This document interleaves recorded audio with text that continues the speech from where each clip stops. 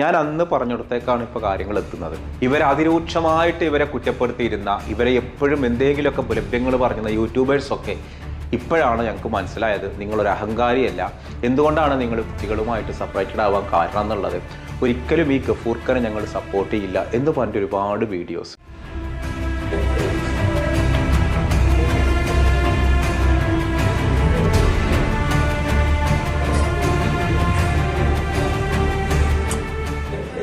അസ്സലാമു അലൈക്കും, welcome back to Visal media. ഞാൻ ഫക്രുദ്ദീൻ പന്താവൂർ.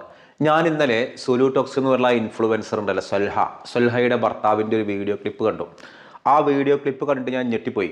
അയാൾ ആ വീട്ടിൽ കയറിയിട്ട് എന്തൊക്കെയോ പറയണുണ്ട്, കസേരയൊക്കെ എടുത്ത് എറിയുന്നുണ്ട്. ആ കുട്ടികളുടെ മേത്തെങ്ങാനും കൊണ്ടിരുന്നെങ്കിൽ ഈ ഒരു സംഭവം പുറത്തു വന്നതോട് കൂടിയിട്ട് നേരത്തെ സുലു ടോക്സിലെ സൊൽഹനെ അധിക്ഷേപിച്ചിരുന്ന, സൈബർ ആക്രമണം നടത്തിയിരുന്ന എല്ലാ യൂട്യൂബേഴ്സും ഇപ്പോൾ ഇവരെ സപ്പോർട്ട് ചെയ്യണം. നമ്മൾ ആദ്യമേ പറഞ്ഞിരുന്നു, ഒരു സ്ത്രീ ഒരു പ്രശ്നത്തിൽപ്പെട്ട് സ്വന്തം കുഞ്ഞുങ്ങളുമൊത്ത് ഒന്നിച്ചിട്ട് സെപ്പറേറ്റഡ് ആയിട്ട് ജീവിക്കുന്നുണ്ടെങ്കിൽ നമ്മൾ അവരെ പിന്തുണച്ചില്ലെങ്കിലും കുഴപ്പമൊന്നുമില്ല, അവരെ നമ്മൾ ആക്രമണം നടത്തരുത്, അവരെ നമ്മൾ ഉപദ്രവിക്കരുത് എന്നുള്ളത് ഞാൻ അന്ന് പറഞ്ഞിടത്തേക്കാണ് ഇപ്പോൾ കാര്യങ്ങൾ എത്തുന്നത്. ഇവരെ അതിരൂക്ഷമായിട്ട് ഇവരെ കുറ്റപ്പെടുത്തിയിരുന്ന, ഇവരെ എപ്പോഴും എന്തെങ്കിലുമൊക്കെ ലഭ്യങ്ങൾ പറഞ്ഞിരുന്ന യൂട്യൂബേഴ്സൊക്കെ ഇപ്പോഴാണ് ഞങ്ങൾക്ക് മനസ്സിലായത് നിങ്ങളൊരു അഹങ്കാരിയല്ല.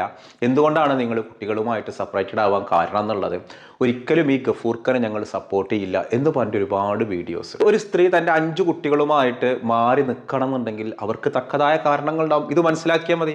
അന്ന് ഞാൻ ആ വീഡിയോ ഇട്ടപ്പോൾ ചില ആളുകളൊക്കെ നമ്മുടെ വീഡിയോ കാണുന്ന നമ്മളെ വിമർശിച്ചത്, നിങ്ങൾ കാര്യം അറിയാതെയാണ് ഈ സൊൽഹനെ സപ്പോർട്ട് ചെയ്യുന്നത്, അവർ അഹങ്കാരിയാണ്, അവർ കാരണമാണ് ഭർത്താവ് ഇങ്ങനെ ആയത്. ആളൊരു സ്ത്രീ ഒരു കുട്ടികളുമായിട്ട് സെപ്പറേറ്റഡായി ജീവിക്കുന്നത് ഒരുപാട് സ്ട്രഗിൾ ചെയ്യുന്നുണ്ടാവും, അത് ഉറപ്പല്ലേ. ഇപ്പോൾ ഈ വീഡിയോ കാണുന്ന ഉമ്മമാർക്കും സ്ത്രീകൾക്കും അറിയാം, ഭർത്താവിൽ നിന്ന് സെപ്പറേറ്റഡ് ആയിട്ട് 5 മക്കളൊക്കെ ആയിട്ട് ജീവിക്കേണ്ടി വരുന്ന ഒരു സ്ത്രീ അനുഭവിക്കുന്ന ഒരു സ്ട്രഗിളിങ്.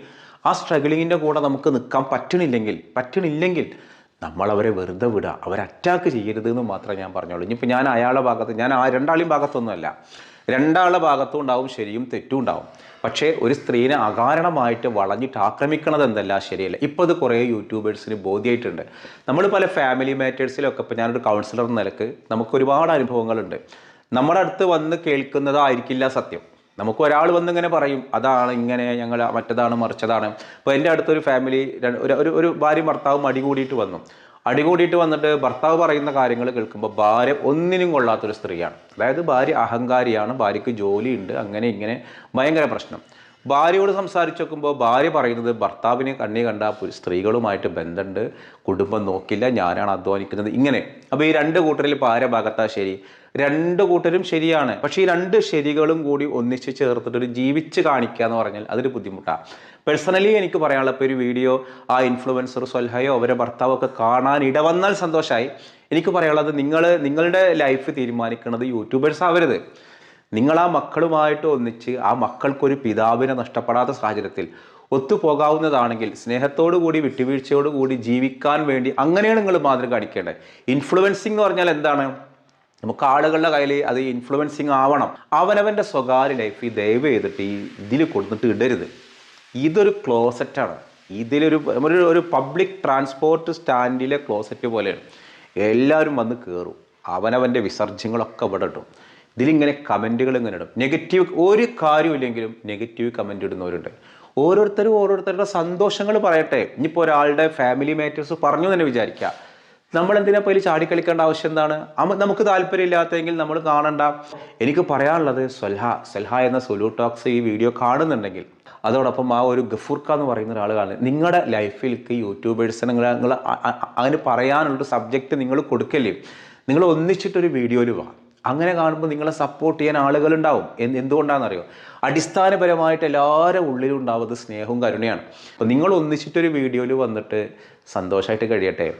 ഞാൻ ഒരിക്കലും അവരെ ആക്ഷേപിക്കാൻ ഞാൻ തയ്യാറല്ല. അത് അവരെ ആക്ഷേപിക്കാൻ തയ്യാറല്ല, ഗഫൂർഖാനെ നമ്മൾ ആക്ഷേപിക്കാൻ തയ്യാറല്ല. അവർക്ക് 2 പേർക്കിടയിലും 2 ശരികളും ഉണ്ടാവും, തെറ്റുകളും ഉണ്ടാവും. നമ്മൾ പറഞ്ഞൊരു കാര്യത്രേ ഉള്ളൂ. മുമ്പൊരു കാലത്ത് കുറച്ച് ദിവസങ്ങളായിട്ട് ഈ സുലു ടോക്സിനെ അതിരൂക്ഷമായിട്ട് സൈബർ ആക്രമണം നടത്തിയിരുന്ന യൂട്യൂബേഴ്സൊക്കെ ഇപ്പോൾ കാര്യങ്ങൾ മനസ്സിലാക്കിയിട്ട് അവരെ സപ്പോർട്ട് ചെയ്യാൻ തയ്യാറാവുന്നുണ്ട്. അൽഹംദുലില്ലാ, അതൊരു വലിയ കാര്യമാണ്. അപ്പോൾ ഞാൻ അത് പറയുമ്പോൾ നിങ്ങൾക്ക് ഇതിൽ പല ആളുകൾക്കും പല വിയോജിപ്പുണ്ടാവും.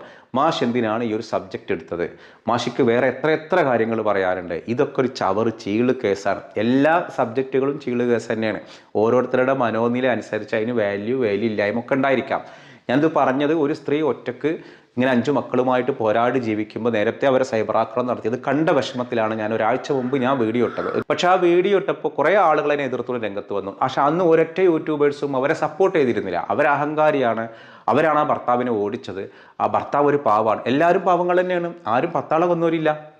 ഇപ്പോൾ ഈ വീട് ഇങ്ങനെ കസേര എടുത്ത് വലിച്ച അയാൾക്ക് അതിൻ്റെതായ റീസൺ ഉണ്ടാവും. അയാൾ അങ്ങനെ പ്രകോപിപ്പിച്ചത് കൊണ്ടോ എന്തെങ്കിലും ദേഷ്യം പിടിച്ചിട്ടോ ഒക്കെ ആയിരിക്കാം ചെയ്തിട്ടുണ്ടാവുക. അപ്പോൾ ന്യായീകരണങ്ങൾ രണ്ട് ഭാഗത്തും ഉണ്ടാവും. അപ്പോൾ ഞാൻ പറഞ്ഞ കാര്യം ഇത്രയേ ഉള്ളൂ, വീണ്ടും നിങ്ങൾ സന്തോഷകരമായിട്ട് ജീവിക്കുകയും ആ മക്കൾ നിങ്ങളത് അർഹിക്കുന്നുണ്ട്. ആ മക്കൾ നിങ്ങൾ മറ്റുള്ളവരെ ലൈഫിൽ ഈ സൊസൈറ്റിക്ക് മുൻപിൽ നിങ്ങൾ ലൈഫ് സമർപ്പിച്ചിട്ട് അടികൂടിയിട്ട് ഇവിടെ ഇരുന്ന ഓരോരോ യൂട്യൂബേഴ്സും ജഡ്ജിമാരായിട്ട് നിങ്ങളുടെ ലൈഫ് തീരുമാനിക്കാനിരുന്നാൽ അതുകൊണ്ട് ഒരിക്കലും നിങ്ങൾക്ക് എന്തില്ല, സന്തോഷം ഉണ്ടാവില്ല. അപ്പോൾ നിങ്ങളാണ് ഇനി തീരുമാനിക്കേണ്ടത്. ഒരൊറ്റ യൂട്യൂബേഴ്സിന് സബ്ജക്റ്റ് ഉണ്ടാക്കാവുന്ന തരത്തിൽ ഞങ്ങൾ എന്ത് ചെയ്യില്ല. നിങ്ങൾ ഉണ്ടാക്കുകയാണെങ്കിൽ തന്നെ ഞങ്ങളുടെ നല്ല വശങ്ങൾ എടുത്തോളൂ. ഇതാ ഞങ്ങൾ ഒന്നിച്ചിട്ടൊരു ലൈഫിലേക്ക് വരാൻ പോവാണ്. വിട്ടുവീഴ്ച ഇല്ലാതെ ഭാര്യയും ഭർത്താവ് എങ്ങനെ ജീവിക്കുക? ചില കുടുംബങ്ങൾ നിങ്ങൾ നോക്കിയിട്ടുണ്ടോ? ചില കുടുംബങ്ങൾ ഭർത്താവിൻ്റെ സ്വഭാവം ഇല്ലാതാകുമ്പോൾ ഭാര്യ എന്ത് ചെയ്യും? ആ വീട്ടിൻ്റെ ഗൃഹഭരണം ഏറ്റെടുക്കും. ആ വീട്ടിൻ്റെ ഗൃഹഭരണം ഏറ്റെടുത്തതിന് ശേഷം പിന്നെ അവളുടെ കയ്യിൽ വല്ല വീഴ്ച വന്നിട്ട് നമ്മൾ കുറ്റപ്പെടുത്തിയിട്ട് കാര്യമുണ്ടോ? എനിക്കറിയാവുന്ന ഒരു ഫാമിലി ഉണ്ട്, നല്ല അത്യാവശ്യം വലിയ സാമ്പത്തിക ശേഷിയൊന്നുമില്ല, ഒരു മിഡിൽ ക്ലാസ് കുടുംബം. ഭർത്താവ് നേരത്തെ ഗൾഫിലായിരുന്നു, എന്തോ ഒരു അപകടമൊക്കെ പറ്റി നാട്ടിൽ വന്നു. പിന്നെ അങ്ങനെ ചെറിയ പറമ്പ് കച്ചവടം അങ്ങനെ ഇങ്ങനെയൊക്കെ ആയിട്ട് മേലനങ്ങാത്ത പണിയൊക്കെ എടുത്ത് ജീവിക്കുന്ന ഒരാളാണ്. കുടുംബകാര്യങ്ങളൊന്നും അങ്ങനെ നോക്കില്ല. ഇപ്പോൾ വല്ലപ്പോഴൊക്കെയാണ് ഈ പറമ്പ് കച്ചവടം ഉണ്ടാവില്ല. ഉണ്ടാകുമ്പോൾ കുറച്ച് കാശുണ്ടാവും. അങ്ങനെ മുന്നോട്ട് പോയിട്ട് ഒരു പണിക്കും ഈ ഭർത്താവ് പോവില്ല, ഒരു കടയിൽ നിൽക്കില്ല, വീണ്ടും ഗൾഫിൽ പോകാനും തയ്യാറില്ല. പണ്ടെന്നോ ഒരു വാഹനം ഇടിച്ചു എന്ന് പറഞ്ഞാൽ ആ ഒരു ചുളിവിൽ അങ്ങനെ നിൽക്കുകയാണ്. വല്ലപ്പോഴും കിട്ടുന്ന വല്ല പറമ്പ് കച്ചവടം നിന്ന് കിട്ടുന്ന കമ്മീഷനാണ് ആകെയുള്ള വരുമാനം. പിന്നെ കുടുംബത്തിലുള്ള തേങ്ങ, അടക്ക ഇതൊക്കെ വിറ്റിട്ടുന്ന. അപ്പോൾ ഇയാളൊന്നിനും പണിക്ക് പോകാത്ത അവസ്ഥയിലാകുമ്പോൾ ഭാര്യയാണ് ചിട്ടി നടത്തിയിട്ടും അതേപോലെ കുറി നടത്തിയിട്ടും കുറിയിൽ ചേർന്നു. അങ്ങനെ ഭാര്യയാണ് ആ കുടുംബത്തിൻ്റെ നേതൃത്വം ഏറ്റെടുത്തത്, മകനെ ഗൾഫിലേക്ക് പറഞ്ഞയച്ചത്. അപ്പോൾ ഈ ഉമ്മാനെയൊക്കെ സഹായിക്കുന്ന ഒരു അയൽപ്പക്കത്തുള്ള ഒരാളുണ്ട്. അയാൾ ആ വീട്ടിൽ വരുന്നതിനോട് ഭർത്താവിന് ഒരു പ്രശ്നമില്ല. ഇനി ഇവർ തമ്മിൽ പുറത്തു പോകലിൻ്റെ എണ്ണം കൂടി. ആളുകൾ പലതും പറഞ്ഞുണ്ടാക്കുമ്പോൾ ഈ ഭർത്താവിനറിയാം അങ്ങനത്തെ ഒരു റിലേഷൻഷിപ്പ് അവർക്കിടയിലില്ല. വളരെ സത്യസന്ധമാണ്. മകനെ ഗൾഫിലേക്ക് പറഞ്ഞയച്ചത് ആ അയൽപ്പക്കത്തുള്ള ആളാണ്. മകൻ ഗൾഫിൽ നിന്ന് വന്നിട്ട് അവൻ്റെ കല്യാണം നടത്തി കൊടുത്തവരാണ് ഈ അയൽപ്പക്കത്തുള്ള ആളാണ്. അപ്പോൾ ഇതൊക്കെ ചെയ്തു കഴിയുമ്പോൾ ആളുകൾക്ക് പറഞ്ഞുണ്ടാക്കാൻ 100 കാരണങ്ങളുണ്ട്. ഒടുവിൽ ഇതൊക്കെ ഭർത്താവിനടുത്ത് ഭർത്താവ് പറഞ്ഞു, ഞാനിതൊന്നും ചെയ്യുന്നില്ല, എൻ്റെ മോൻ്റെ കല്യാണക്കാര്യം പോലും. അപ്പോൾ ഈ ഒരു ദുരന്തത്തിലേക്ക് ആളുകളെ പറഞ്ഞുണ്ടാക്കുന്ന ഈ കഥയിലേക്ക് എത്തിച്ചതാരാണ്? ഞാൻ പറയുമ്പോൾ ആ ഭർത്താവാണ്. ഭർത്താവിൻ്റെ സ്ഥാനത്ത് നിന്നിരുന്നെങ്കിൽ എന്തുണ്ടാവില്ല, ഭാര്യ അവസ്ഥയിൽ എത്തില്ല, ആളുകളുടെ ഉള്ളിൽ ഒരു മോശക്കാരിയായിട്ട് മാറില്ലായിരുന്നു. അപ്പം ഞാനീ പറഞ്ഞ കഥയും ഈ പറഞ്ഞ സൊല്യൂട്ടോക്സിൻ്റെ കഥ തമ്മിൽ ബന്ധമൊന്നുമില്ല കേട്ടോ. ഞാൻ എൻ്റെ അനുഭവത്തിലൊരു സംഭവം പറഞ്ഞു മാത്രമേ ഉള്ളൂ. അപ്പോൾ ഭർത്താവിൻ്റെ സ്ഥാനത്ത് നിൽക്കാത്തതാണ് പല കുടുംബങ്ങളിലും പ്രശ്നങ്ങൾ ഉണ്ടാവുക. നമ്മൾ ഓരോരുത്തരുടെ ഫാമിലി ലൈഫിനെ എടുത്തിട്ട് മുറിക്കുമ്പോൾ അതിനെക്കുറിച്ച് പറയുമ്പോൾ നന്മ ഉണ്ടെങ്കിൽ പറയാം, അവരെ സപ്പോർട്ട് ചെയ്തിട്ട് പറയാം. പേഴ്സണലി എൻ്റെ ഒരു ഒപ്പീനിയനാണ്, നമ്മൾ ഒരാളെയും എന്ത് ചെയ്യരുത്, ദ്രോഹിക്കാൻ വേണ്ടി സംസാരിക്കുക. നമുക്കൊരു സ്പേസ്, ഓരോ വ്ളോഗർമാർക്കും ഓരോ സ്പേസാണ്, അവരുടെ വ്ളോഗിങ് അവരുടെ സ്പേസാണ്. ആ സ്പേസിൽ കൂടെ നമുക്ക് നന്മ പടർത്താനും എന്താ പറയുക, അവർ തമ്മിൽ ഒന്നിക്കാനുള്ള വല്ല വാക്കുകളുണ്ടെങ്കിൽ അത് കൊടുക്കല്ലേ വേണ്ടത്. ഈ വീഡിയോ അവർ കാണുന്നുണ്ടെങ്കിൽ നിങ്ങൾ സന്തോഷമായിട്ട് ഒന്നിച്ചൊരു വീഡിയോ ചെയ്യുമ്പോൾ അത് ഇഷ്ടപ്പെടുന്ന ഒരുപാട് പേരുണ്ടാവും. ഇൻഷാ അല്ലാഹ് നമ്മൾ ലൈക്ക് അടിക്കും, നമ്മൾ ഒരു കമൻറ്റ് അടിക്കും, നന്നായിട്ടുണ്ട്, അങ്ങനെയാണ് വേണ്ടത്. അപ്പോൾ പ്രശ്നങ്ങൾ എന്താണെന്നുള്ളത് ബ്ലോഗർമാരെ നിങ്ങൾ ജഡ്ജിമാരാക്കി മാറ്റണ്ട. അവരുടെ വാക്ക് കേട്ടിട്ട് എനിക്ക് ഇത്ര സപ്പോർട്ട് ഉണ്ട്, ഇന്നയാൾ സപ്പോർട്ട് ചെയ്തിട്ടുണ്ട്, ഇതൊന്നും കരുതണ്ട. വിസാൽ മീഡിയ എല്ലാത്തിനും സപ്പോർട്ടാണ്. നന്മയുള്ളതാണെങ്കിൽ മാത്രം ഒരാളെയും അകാരണമായിട്ട് ദ്രോഹിക്കാൻ നമ്മളില്ല. അതുകൊണ്ട് നിങ്ങൾ നന്നായി ഒന്നിച്ചു വരുന്ന രംഗം കാണാനാണ് ഞാൻ അങ്ങനെ ആഗ്രഹിക്കുന്നവരാരുള്ളത്. ആ ഒരു സൊല്യൂട്ടോക്സും അവരുടെ ഭർത്താവും ഒക്കെ ഒന്നിച്ചിട്ട് സന്തോഷമായിട്ട് പോകണം എന്ന് ആഗ്രഹിക്കുന്ന. പക്ഷെ അതിനെന്ത് വേണം? ചിലതൊക്കെ നമ്മൾ മറക്കണം, ചിലതൊക്കെ നമ്മൾ പൊറുക്കണം, ചിലതൊക്കെ നമ്മൾ വിട്ടുവീഴ്ച ചെയ്യണം. ഇക്ക് ജയിക്കണം എന്ന് പറഞ്ഞ് വാശി പിടിച്ചാൽ ജീവിതത്തിൽ ഒരിക്കലും നിങ്ങൾ ജയിക്കില്ല. മറ്റൊരാളും കൂടി ജയിക്കാൻ ഞാൻ സ്പേസ് കൊടുക്കണം. ഇങ്ങനെ ചിന്തിക്കുമ്പോൾ മാത്രമാണ് ദാമ്പത്യത്തിൽ മുന്നോട്ട് പോകുള്ളൂ. ഞാനീ പറഞ്ഞതൊക്കെ അനുഭവങ്ങളിൽ നിന്നാണ്, അല്ലാതെ ഇത് ബുക്കിൽ നിന്ന് വായിച്ചുള്ള തിയറികളല്ല. ഒരുപാട് കൗൺസിലിങ്ങിൻ്റെ എക്സ്പീരിയൻസ് വെച്ചുകൊണ്ട് പറയുകയാണ്. നമുക്ക് പൊറുക്കാനും മറക്കാനും വിട്ടുകൊടുക്കാനും വിട്ടുവീഴ്ച ചെയ്യാനും നമ്മൾ തയ്യാറുണ്ടോ? സന്തോഷമായിട്ട് ജീവിക്കാം. ഈ രണ്ടുപേരും ഒരേ സ്വഭാവമാണെങ്കിൽ പിന്നെ ആ കുടുംബത്തിന് എന്ത് സന്തോഷം ഉണ്ടാവുക?